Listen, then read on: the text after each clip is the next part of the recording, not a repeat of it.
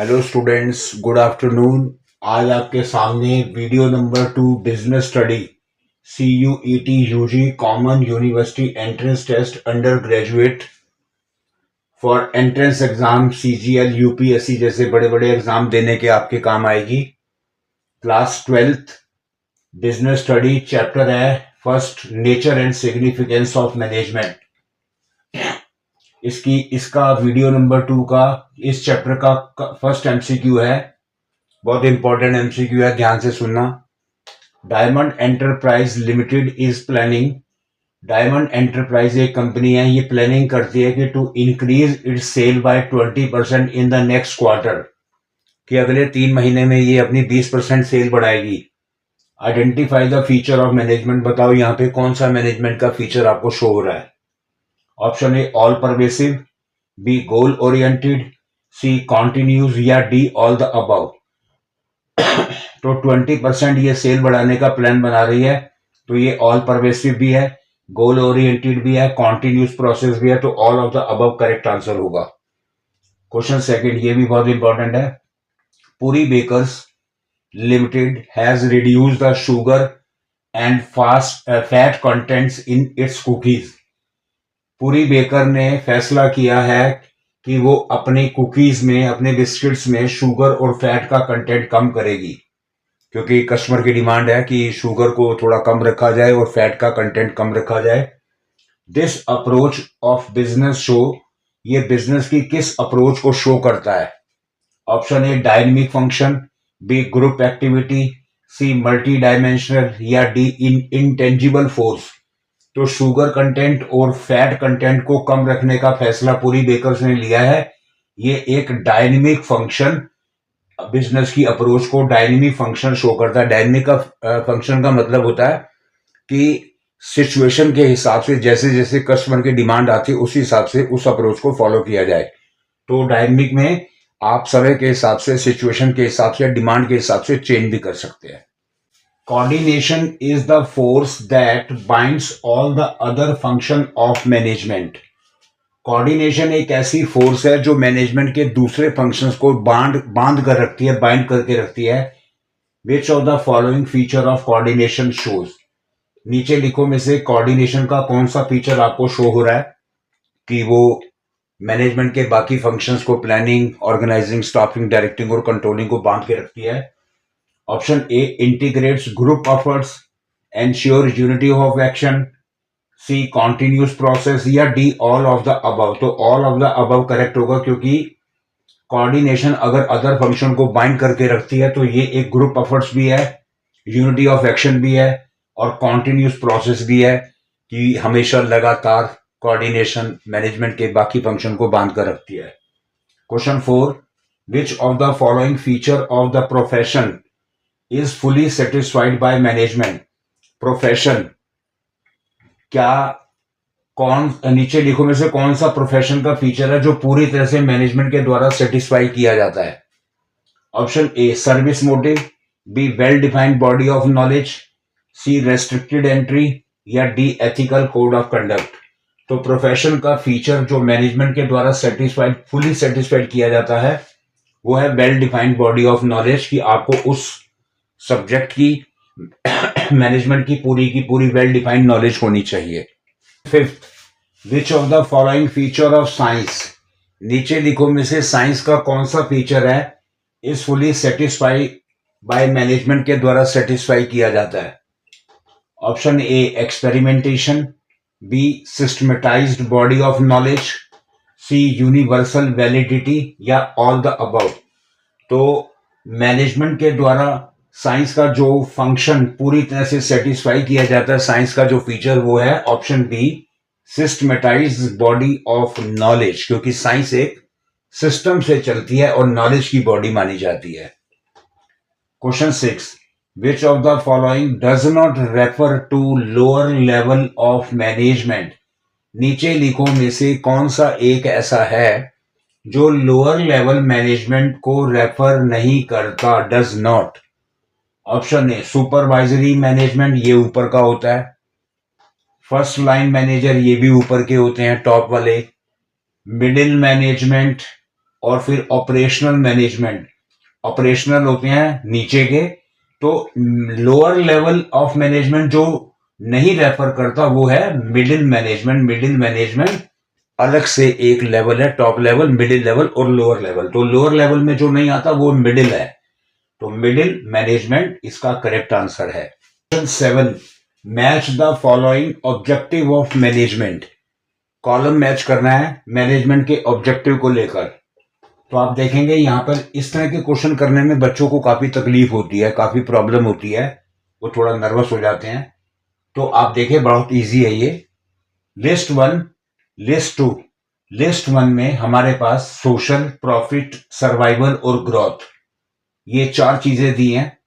List B में increasing business prospectus, earning sufficient revenue to cover cost, earning sufficient revenue to cover cost and risk, creating job opportunity for disabled people. तो आपको ये देखना है, इनको आपको सही तरीके से मैच करके ऑप्शन में से आपको टिक लगाना है। तो आप देखेंगे जो ए है उसका 4th है, तो सोशल मतलब समाज में creating job opportunity for disabled people को जॉब देने का मौका देती है, ये ऑब्जेक्टिव है मैनेजमेंट का। तो आपका एक कॉलम मिल गया, ए का 4th। उसके बाद बी का 3, प्रॉफिट। अगर फर्म को, एक कंपनी को प्रॉफिट होता है तो वो अर्निंग सफिशिएंट रेवेन्यू कमाती है, तो कवर कॉस्ट भी कवर कर लेती है अपनी लगाई हुई और रिस्क भी कवर कर लेती है। उसके बाद 3rd है सर्वाइवल। सर्वाइवल का मतलब होता है जीवित रहना, तो ये है सी। सी का है 2, तो सर्वाइवल में earning sufficient revenue to cover cost, इससे वो अपनी कॉस्ट कवर करती है और सर्वाइव करती है। उसके बाद 4th है ग्रोथ। ग्रोथ में क्या होता है, ग्रोथ का हमारे पास ऑप्शन में दिया है डी का 1। अगर एक फर्म की, एक ऑर्गेनाइजेशन की ग्रोथ होती है तो इंक्रीजिंग बिजनेस प्रोस्पेक्टस उसका तेजी से बढ़ता है। तो इस तरीके से इसका करेक्ट ऑप्शन होगा ऑप्शन बी, ए का 4, बी का 3, सी का 2, डी का 1। आइडेंटिफाई द एलिमेंट, उस एलिमेंट को पहचानो that aims at integrating group efforts to achieve group objective. उस एलिमेंट को पहचानो जो ग्रुप को जोड़कर, ग्रुप को इंटीग्रेट करके उसके एफर्ट्स को, ग्रुप ऑब्जेक्टिव को पूरा करता हो। उस एलिमेंट का नाम क्या है? Option A cooperation, B coordination, C management या डी डायरेक्शन। तो उस एलिमेंट का नाम जो ग्रुप ऑब्जेक्टिव को अचीव करता हो, ग्रुप एफर्ट्स को इंटीग्रेट करके जोड़ के, उसका नाम है कोऑर्डिनेशन, यानी तालमेल होना चाहिए ग्रुप मेंबर में। क्वेश्चन 9 असर्शन रीजन है। असर्शन का सेंटेंस सुनिए। Efficiency aims at performing task. Efficiency का एम होता है कि टास्क पूरा करना है with the least wastage of time and efforts, को कम से कम समय लगाना है और एफर्ट्स आपके अच्छे होने चाहिए। Reason, efficiency specify the relationship between inputs and output. Efficiency specify करता है आपस का रिश्ता इनपुट्स और आउटपुट का, कि आप अच्छे से इनपुट्स रॉ मटेरियल यूज कीजिए और अच्छे से उसका प्रोडक्शन कीजिए। रॉ मटेरियल वेस्ट नहीं होने चाहिए, प्रोडक्शन बहुत क्वालिटी का होना चाहिए। तो आप इन दोनों सेंटेंस को देखिए, आप देखेंगे दोनों एफिशिएंसी को लेकर हैं, दोनों करेक्ट हैं। तो आंसर होगा C, both are correct, assertion reason correct है and R is the correct explanation of A. तो ये इसका करेक्ट एक्सप्लेनेशन भी है। 10 असर्शन रीजन है। असर्शन का सेंटेंस है the need for coordination is felt. Coordination, तालमेल की जरूरत फेल्ट होती है ऑर्गेनाइजेशन में, because departments and individuals are interdependent. क्योंकि एक कंपनी में, एक ऑर्गेनाइजेशन में सारे डिपार्टमेंट और इंडिविजुअल आपस में इंटरडिपेंडेंट होते हैं, आत्मनिर्भर होते हैं, एक दूसरे पर डिपेंड होते हैं।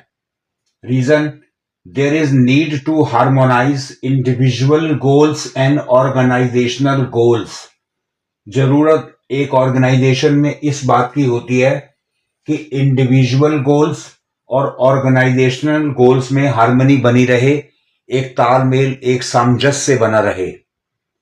तो आप देखेंगे ये दोनों सेंटेंस ठीक हैं, both are correct, assertion reason दोनों करेक्ट हैं, लेकिन reason is not the correct explanation of A, क्योंकि इसमें कोऑर्डिनेशन की बात और इंडिविजुअल और डिपार्टमेंट के इंटरडिपेंडेंट होने की बात की है। इसमें इंडिविजुअल गोल्स और ऑर्गेनाइजेशनल गोल्स की बात आई है। दोनों सेंटेंस करेक्ट तो हैं, लेकिन रीजन असर्शन का करेक्ट एक्सप्लेनेशन नहीं है। क्वेश्चन 11 वेरी इंपॉर्टेंट, पिज्जा हट keeps on introducing new varieties of pizza. Pizza हट ने एक नए तरीके का, नई वैरायटी का पिज्जा बनाने का फैसला किया है। Due to customer demands, customer की डिमांड आई है कि आप एक खास तरह का पिज्जा हमारे लिए तैयार कीजिए। Name the characteristics of management, बताओ यहां मैनेजमेंट का कौन सा कैरेक्टरिस्टिक्स आपको दिखाई देता है। Option A all pervasive, B dynamic, C goal oriented या डी कॉन्टिन्यूस प्रोसेस। तो यहां पर पिज्जा हट ने कस्टमर के डिमांड के हिसाब से पिज्जा बनाने का फैसला किया है, ये है ऑप्शन बी डायनेमिक। डायनेमिक का मतलब होता है चेंजिंग, कि आप समय और सिचुएशन के हिसाब से कस्टमर की डिमांड को फॉलो करते हुए उसी के हिसाब से पिज्जा बनाइए या कोई भी प्रोडक्ट बनाइए, इसे डायनेमिक कहते हैं। The process of coordinating the activities of an organization, एक ऑर्गेनाइजेशन अपनी सभी एक्टिविटीज को कोऑर्डिनेट करती है, पूरा तालमेल लेकर चलती है। उसमें इंक्लूड होती है 5 बातें, स्टाफिंग, प्लानिंग, डायरेक्टिंग, ऑर्गेनाइजिंग और कंट्रोलिंग। 5 मैनेजमेंट के फंक्शन इंक्लूड होते हैं। गिव द करेक्ट सीक्वेंस, इन्हीं 5 फंक्शन की एक मैनेजमेंट की एक्टिविटीज को लेकर इन्हें सीक्वेंस में लगाइए। गिव द करेक्ट सीक्वेंस, तो आपके सामने ऑप्शंस हैं। आपका करेक्ट ऑप्शन है डी, 2 मतलब सबसे पहले प्लानिंग, 4 मींस ऑर्गेनाइजिंग, फिर है 1 का मतलब है स्टाफिंग, यानी सबसे पहले प्लानिंग, फिर ऑर्गेनाइजिंग, फिर स्टाफिंग, और फिर है 3 डायरेक्टिंग, और लास्ट में है 5 यानी कंट्रोलिंग। तो इसका एक आपको इजी फार्मूला भी बताता हूं, इन 5 को कैसे आप रिवाइज कर सकते हैं। POSDC, POSDC यानी कि प्लानिंग, ऑर्गेनाइजिंग, स्टाफिंग, डायरेक्टिंग और कंट्रोलिंग।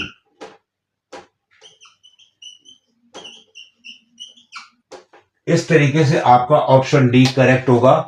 तो स्टूडेंट्स, आज आपके सामने business study video number 2 COET UG common university entrance test undergraduate business study का chapter 1 nature and significance of management की मैंने वीडियो 1 और वीडियो 2 आज दी है।